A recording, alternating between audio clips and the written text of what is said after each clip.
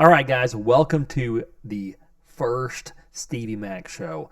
What we're about and what we're going to be doing over the next, I'd say, hopefully 100 weeks, 200 weeks, is every single one of those weeks we're going to be going over the biggest news we possibly can and dissecting it and just really talking about how it pertains to us and what's happening with things and get to the bottom of it, because a lot of people obviously have a narrative that they're spinning, or they're just trying to go about it because they're with a certain party, they're with a certain clan, certain group, and they're trying to spin their side. So what we're doing right now is we're going to go through things and just talk about it in a way that just brings it down to a human level, but brings it down and really only goes over the facts of each case. So one of the things that obviously makes my blood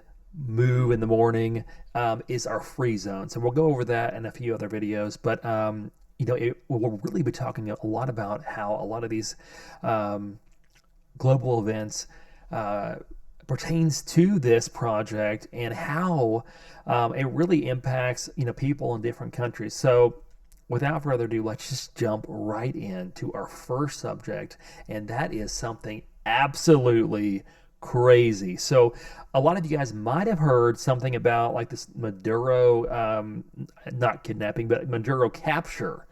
Maduro capture recently. I don't know how many of you have actually looked at the details of it, but it's actually the details that make it crazy. It's it goes from being okay, it's kind of like maybe something that you might pass by on TikTok or Shorts or YouTube, and you might have been you might see it and go, okay, that's cool, they caught somebody. Well, this story is a lot bigger than that, and it's actually a lot more inspiring. So whether you love Trump or you hate Trump, one of the things you have to admit is that this operation, at the very end of it, I believe you'll admit this, and that it is impressive. Like what they actually accomplish in that raid, it's something that would scare the shit out of most people that were against us, in my opinion. But I'll kind of go over it in detail. I will go over it, and we can kind of talk about those details and see how it pertains to the world and other things. But yeah, it's something that I saw on the side, and I'm like, oh shoot, like, because I know that Maduro is a president. He's a dictator. Well, I mean, he's a dictator. He calls himself a president, but I mean, he's an actual dictator, and he has a very very large oil funded army, and he hires a lot of contractors. That's something that I already knew. That he hires a lot of contractors from Cuba, which are Russian trained. He hires a lot of Russian contractors, Chinese contractors. So this guy is like, it's not easy. So whenever I saw that he was captured, I thought, how many Americans died in this? And that was the most surprising thing, because zero died. So I'm like, how did zero die if they actually went into his palace? And it turns out, there's actually this person, which you'll hear about in a second, who was one of the security guards of Maduro during this time. So he's like the only first-hand account from that side that we have, and it's very interesting and very compelling to listen to him. I'm going to go ahead and play a clip from a newsreel that kind of goes over this, and then we can kind of talk about it later. But it's absolutely fascinating. Now, did the U.S. use a powerful mystery weapon during the raid to capture Nicolas Maduro? American forces wiped out hundreds of fighters without losing a single soldier. Now, a new report may shed some light on the methods used by them. According to the report, the U.S. used a powerful mystery weapon that rendered Venezuelan soldiers ineffective during the raid. The report is based on an alleged account of the night's event by a Venezuelan guard. Now, the account that the weapon brought Venezuelan soldiers to their knees. They were bleeding through the nose and vomiting blood.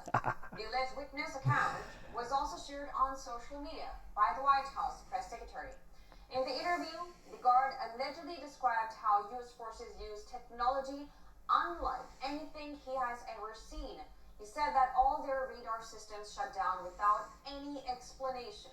It was followed by a lot of drones flying over their positions. He claimed that a helicopter arrived moments later, deploying what he estimated were just 20 U.S. troops into the area, but he said that these few men came armed with something far more powerful than guns. The guard claims that the U.S. troops shot with precision and speed. He said, and I'm quoting, "It felt like each soldier was firing 300 rounds per minute."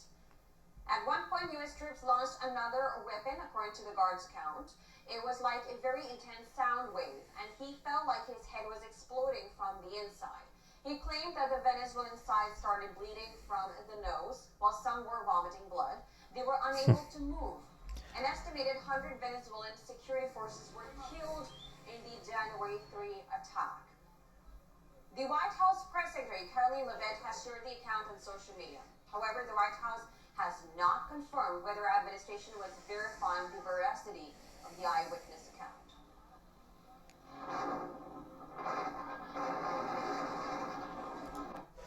Okay, guys,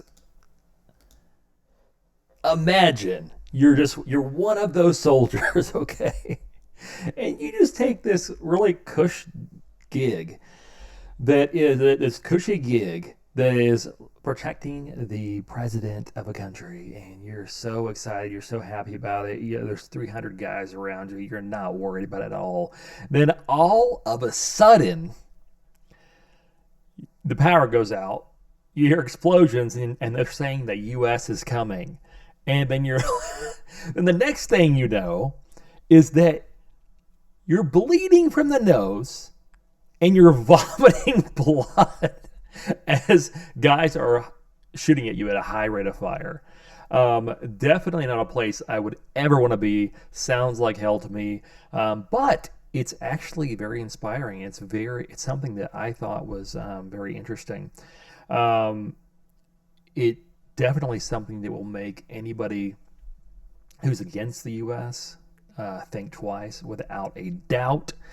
I loved that description from the bodyguard, from the security guard.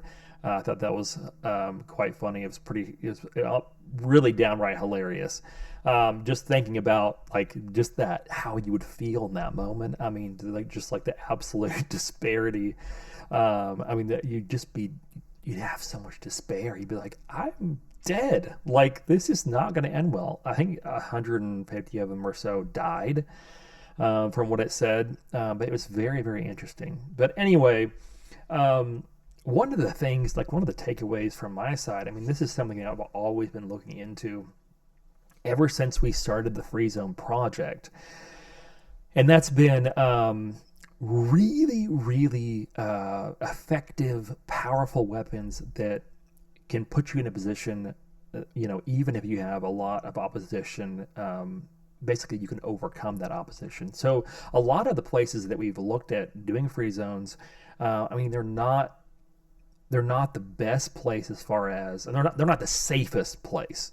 So basically, security is a big thing. It's a big deal. It's part of, I mean, even on the one that we have right now, lined up. They're talking about, we definitely are working. We have talked to the government about, us needing to supply our own security. It's not that crazy, but it's, it's definitely something that obviously you have to think about. So, going the route of really, really high end operators. So those Delta Force level operators, and then weapons that really set you way above, is really the way to go. And I thought that was absolutely a class from the U.S. military. That's great. So one of the things you're going to see about this podcast is the fact that I go back to my country a lot. So I'm a U.S. citizen. Obviously we're working to set up this free zone, and that will be, in a sense, a country itself. And and I'll kind of go over that. But I'm from the U.S., so one of the things that I like to do, like, I don't care if you're from Germany, I don't care if you're from Switzerland, Finland, India, wherever you're from, wherever you're from, I believe that you should be proud of your country, and I believe that you should be your country first. So if you're in India, be India first. If you're in Germany, be Germany first. Like, seek to put your country citizens, everything like that first, before any other country, before any other people. You've got to put the country first. I'm a very, very, very much in that side as far as with anything that I do. So in working together and putting this free zone together, our biggest thing is building something from the ground up. And that's the most exciting thing. The most exciting thing about starting a place like that from scratch, starting like a Dubai from scratch, is that you get to pick your people. That's honestly the biggest issue in any other country. Like, I mean, there's cultures that are extremely successful. Like the Japanese culture. There's people that are there's people that are just hard workers. There's people that are phenomenal at skill wise, in manufacturing. I mean, there's people in every level of every way of thinking that are beneficial. And the cool thing about starting something from scratch and really creating something that you're proud of, that's my biggest thing. It is the biggest thing that fuels me. It's creating something that not only I can be proud of, but people could live in and be in and really take pride in. That's really, really my main focus, and the thing that really drives me more than anything is creating something that I could leave to my kids, my grandkids, and really have a legacy. And that's really, I think, what most people want, especially as you get older. I mean, I'm getting older, and that's the thing I think about. I think about just having that spot. But I mean, obviously, I'm a U.S. citizen, so I'm America first, and we'll talk about that in a lot of other videos. But when I get this free zone set up, I mean, I'm going to put it at the highest category, and it will have the highest priority, and it will be, we will get it set up in a way that will be exciting and fun. But I thought this Maduro video was like the perfect step in just to talk about that and kind of go through, in some ways, how we've thought about this, this type of thing, and looked into a lot of the different less than lethal options as far as crowd control and all that we already have, and for that free zone, which Sonic, there's a lot of Sonic options for that. I think that's what they used in this case. Now, this might have been a lot more powerful than what's on the market, but I mean, obviously, if you're vomiting blood and you're bleeding from the nose, it's not pleasant. So it's probably a little bit more intense than what's on the market. But anyway, guys, definitely be looking out for the next videos. We're going to be going over all the best things that are happening in the world. I'm actually somebody who, I don't find the news that disparaging. I find the news thrilling, because it really is. Like, you're living in history. Like, you're seeing history unfold right before you. So even when there's like a war, I'm like, I don't want anybody to die. I don't, I have a big heart, but you're seeing history. So let's talk about it. Let's dissect it. Let's go through, and let's, with a fine tooth comb, and hit it.